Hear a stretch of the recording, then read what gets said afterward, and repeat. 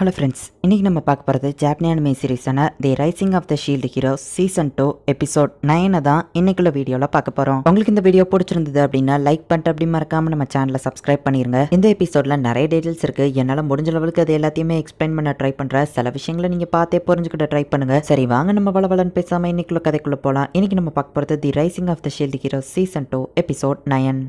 கீஜ்னா திரும்பவும் அங்கேயே போகிற ரஃப்டாலி அங்கே இருக்கா அப்படின்னு நம்ம ஹீரோ சொல்லுவோம். நம்ம இதை தான் பண்ணணும்னு இந்த கியோவோ எதிர்பார்ப்பா, இது ஒரு ட்ராப்பாக கூட இருக்கலாம் அப்படின்னு கீஜ்னா சொல்கிறா. அதெல்லாம் பற்றி எனக்கு கவலை இல்லை, ரஃப்டாலி அங்கே தனியாக இருக்கிறா அப்படின்னு நம்ம ஹீரோ சொல்கிறா. அவளும் திரும்ப போக ட்ரை பண்ணுறா. பட் அங்கே இருக்கிற அவர் கிளாஸ் அவங்க ஆஃப் பண்ணி வச்சுட்டாங்க, நம்மளால திரும்ப போக முடியாது அப்படின்னு கீஜ்னா சொல்லுவோம். நம்ம ஹீரோ செம டென்ஷன் ஆகிறான். நஃபோமி பொறுமையாரு, நம்ம வேற எப்படியாச்சும் அவளை கண்டுபிடிக்கலாம் அப்படின்னு சொல்லி கீஜ்னா சொல்கிறா. கீஜ்னா நீங்கள் வந்துட்டீங்களா அப்படின்னு சொல்லி அங்கே இருக்கிற 2 பேர் வரவும், கவலைப்படாத இவங்க நம்ம ஆளுங்க தான் அப்படின்னு சொல்லி அவள் ரேஷியா கிட்ட சொல்கிறா. இவ்வளோ நாள் நீங்கள் எங்கே போயிட்டீங்க, நீங்கள் வந்தது சந்தோஷம் அப்படின்னு அவங்க பேசிட்டு இருக்கோம். இப்போ நான் கொஞ்சம் அவசரத்தில் இருக்கிறேன், எக்னா பால்ட்டுங்க அப்படின்னு சொல்லி நான் கேட்கிறா. ஃபீலாவோ ஒருத்தன் டார்ச்சர் பண்ணி எடுத்துட்டு போயிட்டு இருக்கான். எனக்கு மழை பெஞ்சதுனால கஸ்டமர்ஸ் யாருமே வரலச்சா அப்படின்னு சொல்லி ஃபீலா மேலே எதையோ ஒன்று ஒட்டி அவளை ஒரு குட்டி பறவையா மாத்திட்டான். ஒன்று வச்சு நான் நிறைய சம்பாதிக்க போறேன் அப்படின்னு நம்ம வில்லத்தனமா சிரிக்கிறான். கார்டினல் ஹீரோ கீஜ்னா அப்படின்னா அவங்களை அந்த இன்ஃபினிட் லேபிரின்த்ல அடைச்சு வச்சுட்டாங்களா, அந்த கண்ட்ரி மேலே நம்ம வார் தொடுக்கணும் அப்படின்னு சொல்லுவோம். அந்த வேலையை நீங்க பாத்துக்கோங்கன்னு கீஜ்னா சொல்றா. அவன் எப்படி இன்ஃபினிட் லேபிரின்த்ல இருந்து தப்பிச்சிங்கன்னு கேட்கவும், இவங்க தான் ஹெல்ப் பண்ணாங்கன்னு கீஜ்னா சொல்றா. இப்போ அவங்க 2 பேருக்கும் அவங்க தேங்க்ஸ் சொல்லவும், இது ரேஷியா அப்புறமா இது நஃபோமி வேற வேர்ல்ட்ல இருந்து வந்திருக்கிற ஒரு கார்டினல் ஹீரோ தான் அப்படின்னு சொல்லுவோம். எல்லாருமே பயந்து கொஞ்சம் பின்னாடி போயிட்டு அவ பக்கத்துல நிக்காதீங்க,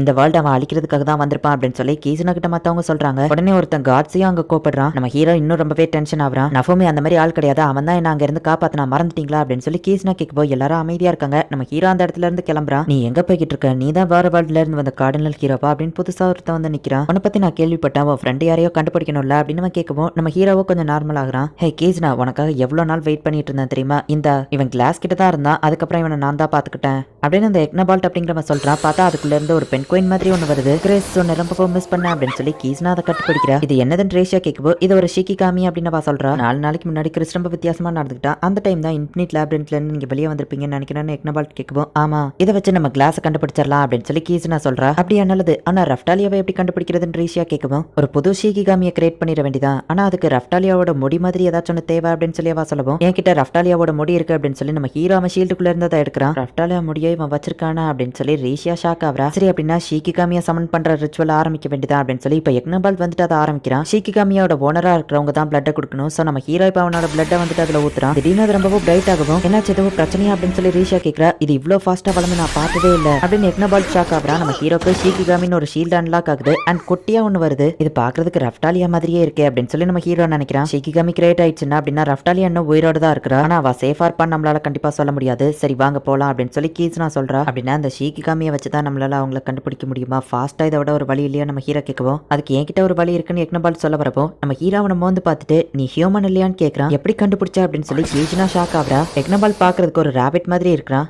இந்த வேர்ல்டோட ப்ரொடெக்டிவ் கார்டியன் பீஸ்ல இவனும் ஒருத்தன் அப்படின்னு சொல்லி கீஸ்னா சொல்றா. சோ அங்க இருக்கிற விக்டோரியா மாதிரியே இங்க இவன் அப்படிங்கறது நம்ம ஹீரோ புரிஞ்சுக்கிறான். யாருக்கிட்டையும் ஒரிஜினல் ஃபார்மை காட்ட மாட்டியே அப்படின்னு சொல்லி கீஸ்னா கேட்கவும், நஃபோமி நம்பிக்கையான ஆள் மாதிரி எனக்கு தெரிஞ்சது, அது போக எக்ஸ்பிளைன் பண்றதை விட இது சிம்பிள் அப்படின்னு நம்ம சொல்லவும், அனிமல்ஸ் எல்லாத்துக்குமே ஒன்று ரொம்ப பிடிச்சிருக்கு நஃபோமி அப்படின்னு கீஸ்னா சொல்றா. சோ அப்படின்னா ஒன்னால ஒரு பிரயோஜனமும் இல்லையா அப்படின்னு நம்ம ஹீரோ கேட்கவும், இவன் என்ன டைரக்டா கேட்டுட்டான்னு கீஸ்னா நினைக்கவும், நஃபோமி அப்படிதான் ரேஷியா சொல்றா. எக்னபோல்ட்டோட போட் வேசல் வெப்பன் மூலியமா நம்மளால ஃபாஸ்டா போக முடியும் கீஸ்னா சொல்லவும், என்னது போட் டெலிபோர்டேஷன் மாதிரி எதுவும் இல்லையா நம்ம ஹீரோ கேட்கறான். இது ஃபாஸ்டா தான் இருக்கும், வா வேற இடத்துக்கு ஒன்று கூட்டிட்டு போய் காமிக்கிறேன் அப்படின்னு சொல்லி இப்போ அந்த எக்னபால்ட் கூட்டிட்டு போறான். எக்னபால்ட் இவ்வளவு நேரம் நின்றுட்டு இருந்தா அதுதான் போட் வேசல் வெப்பன். அது ரொம்பவே பெருசா மாறுது. ரஃப்டாலியா எங்க இருக்கான்னு சொல்லி அப்படின்னு அந்த ஷீக்கி காமி கிட்ட கேட்குவோம். அதுக்கு ஏதாச்சும் பேர் வையன் கீஸ்னா சொல்றா. ஹே கிறிஸ், கிளாஸ் எங்க இருக்கா அப்படின்னு சொல்லி அவ கேட்குவோம். 2 ஷீக்கி காமியுமே ஒரே இடத்த தான் காமிக்குது. அப்படின்னா கிளாஸோ ரஃப்டாலியாவோ ஒரே இடத்துல தான் இருக்காங்களா அப்படின்னு ரேஷியா ஆச்சரியப்படுதா. இது ரொம்பவே டேஞ்சரஸ் ஆனது, ஏன்னா அது ஒரு எதிரியோட கண்ட்ரி. காசுக்கியும் அந்த எதிரி கண்ட்ரியான ரேப்பல்ல சேர்ந்தவன் தான் அப்படின்னு சொல்லி கீஸ்னா சொல்றா. அவங்க சேஃபா தான் இருப்பாங்களா அப்படின்னு சொல்லி ரேஷியா கேட்குவோம். இந்த ஷிகி காமிக்கு எதுவாகல, சோ இப்போ வரைக்கும் அவங்க சேஃபா தான் இருக்காங்க அப்படின்னு சொல்லி கீஸ்னா சொல்றா. டைரக்டா அவங்க இருக்கிற இடத்துக்கே நம்மளும் டெலிபோர்ட் ஆகி போனா பிரச்சனை தான் வரும். சோ அவங்க இருக்கிற இடத்துல இருந்து கொஞ்சம் தூரம் தள்ளி அவங்கள டிராப் பண்றேன் அப்படின்னு சொல்லி எக்னபல்ட் அவனோட ஷிப்பை இப்போ டெலிபோர்ட் பண்றான். நீங்க ஃபீலாவா அந்த ஆள் டார்ச்சர் பண்ணி மக்கள் முன்னாடி டான்ஸ் ஆடு, ரெக்கைய பெரி, பாட்டு பாடு அப்படின்னு சொல்லி டார்ச்சர் பண்றான். மாஸ்டர் சீக்கிரமா வந்து என்ன காப்பாத்துங்க அப்படின்னு சொல்லி ஃபீலோ அழுதுட்டு இருக்கா. சிட்டிக்கு வெளியே சேஃபான ஒரு இடத்துல வந்து இப்போ எக்னபல்ட் அவங்க எல்லாத்தையும் இறக்கி விட்டுட்டு தேவைப்படும் போது கூப்பிடுங்க வந்துருதான்னு சொல்லிட்டு கிளம்புறான். இப்படியே நம்ம ஸ்ட்ரைட்டா நடந்து போனா ரஃப்டாலியா இருக்கிற இடம் வந்துடும் அப்படின்னு சொல்லி கீஸ்னா சொல்றா. கிளாஸ் அங்கதான் இருக்கா, நம்ம போய் அவளை பார்க்கலாம் அப்படின்னு சொல்லி கீஸ்னா வந்து ரொம்ப ஹாப்பியா இருக்கா. அவ திடீர்னு நம்ம ஹீரோ நிக்கிறா.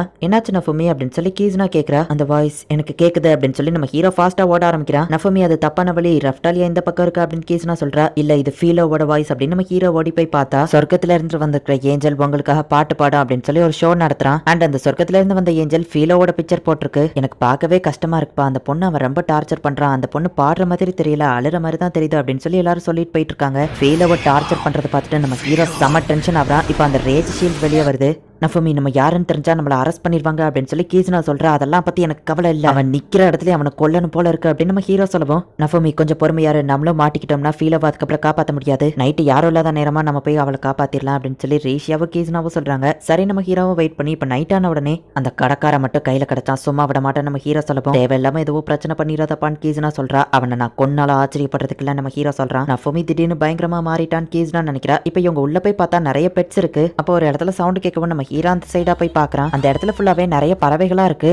இதுதான் ஃபீலோ அப்படின்னு சொல்லி நம்ம ஹீரோ ஒரு பறவையை போய் பார்க்கவும் இது ஏதோ பாட்டு பாடுற ஒரு ஹம்மிங் பேர்டுன்னு போட்டிருக்கு. ஃபீலோ ஒரு ஃபிலோலியல் பேர்டு, இது ஃபிலோலியல் இல்ல அப்படின்னு சொல்லி ரீஷியா சொல்லவோ. இல்ல கன்ஃபார்மா இது ஃபீலோ தான் நம்ம ஹீரோ சொல்றான். ஃபீலோ இது நீ தானே எனக்கு தெரியும் அப்படின்னு நம்ம ஹீரோ சொல்லிட்டு அப்பதான் ஹியூமன் ஃபார்ம்ல எல்லாம் இருந்தா அப்படின்னு நம்ம ஹீரோ கேட்கறான். அந்த கேஜ் சுத்தி ஒரு சீல் போட்டு வச்சிருக்காங்க. கீஸ்னா உன்னால அதை பிரேக் பண்ண முடியுமா நம்ம ஹீரோ கேட்கும். முடியும், ஆனா அவளுக்கு என்ன ஆகும்னு தெரியாதுன்னு கீஸ்னா சொல்றா. கவலைப்படாத ஃபீலோ, நான் உன்னை காப்பாத்துறேன் அப்படின்னு நம்ம ஹீரோ சொல்லிட்டு ஃபீலோ உடம்புக்குள்ள இருக்கிற மான்ஸ்டர் கிரஸ்ட்டை நான் யூஸ் பண்றேன், நான் சொல்லும் போது அந்த சீலை பிரேக் பண்ண அப்படின்னு நம்ம ஹீரோ சொல்லுவோம். கீஸ்னாவும் அந்த சீலை பிரேக் பண்றா. மாஸ்டர் அப்படின்னு சொல்லி இப்ப ஃபீலோ நம்ம ஹீரோ வந்து கட்டி பிடிச்சா அழுதுட்டு இருக்கா. நஃபுமி இது ஃபீலோ தான் எப்படி கண்டுபிடிச்சா அப்படின்னு சொல்லி ரேஷியா கேட்கவும் என் கூடவே இத்தனை நாள் இருந்தவளை எனக்கு தெரியாதா அப்படின்னு நம்ம ஹீரோ சொல்றான். ஹே யார் அது என் கடைக்குள்ள திருடுங்களா அப்படின்னு சொல்லி அந்த கடை ஓனர் வரவும் திருடங்க ஒண்ணு நாங்க கிடையாது அப்படின்னு கீஸ்னா சொல்றான். நம்ம ஹீரோ அவனோட ஒரு ஷீல்டை ஆக்டிவேட் பண்ணுவோம். ஃபீலோ இவ்வளவு நாள் என்ன சித்திரவதையெல்லாம் அனுபவிச்சாலோ அது எல்லாத்தையும் இப்ப அந்த கடைக்காரன் அனுபவிக்கிற மாதிரி அவன் எக்ஸ்பீரியன்ஸ் பண்றான். இப்ப அப்படியே அவன் கதறி அழ ஆரம்பிச்சு அப்படியே மயங்கிருந்தான். நம்ம நினைச்ச மாதிரி இல்லாம சாதாரண ஒரு நோபல்மேனோட பையன் தான், அவங்க அப்பா தான் அவன் கொடுத்தாங்கிற உண்மையை அவன் ஒத்துக்கிட்டானே. மயங்கின நிலைமையில ஃபீலோவா அவங்க அப்பா கண்டுபிடிச்சதா அவன் சொன்னான். எனக்கு தெரிஞ்சு கியோ தான் இவளை அவங்க அப்பா கிட்ட கொடுத்துருப்பான்னு நினைக்கிறேன் அப்படின்னு சொல்லி நம்ம ஹீரோ சொல்லுவோம். அந்த கியோ ரொம்ப மோசமானவனா இருக்கான். ஒரு கியூட்டான அந்த பொண்ணை எப்படிதான் அவனுக்கு சித்திரவதை பண்ண மனசு வந்துச்சோ. நீங்க சொல்ற மாதிரி இவ ஒரு ஃபிலோலியோனா இந்த இடத்துல ஏன் ஒரு ஹம்மிங் பேர்டா இருக்கிறா அப்படின்னு சொல்லி கீஸ்னா கேட்கவும் ஒருவேளை இந்த வேர்ல்டுல ஃபிலோலியல் பேர்டே இல்லாம இருக்கலாம், அதுக்கு கிட்டத்தட்ட ஒத்து போகிற ஒரு ரேஸா தான் இவ இப்ப இருக்கிறா. இவ தான் ஃபியூச்சர் ஃபிலோலியல் குயின் அப்படிங்கிறதுனால இவ கிட்ட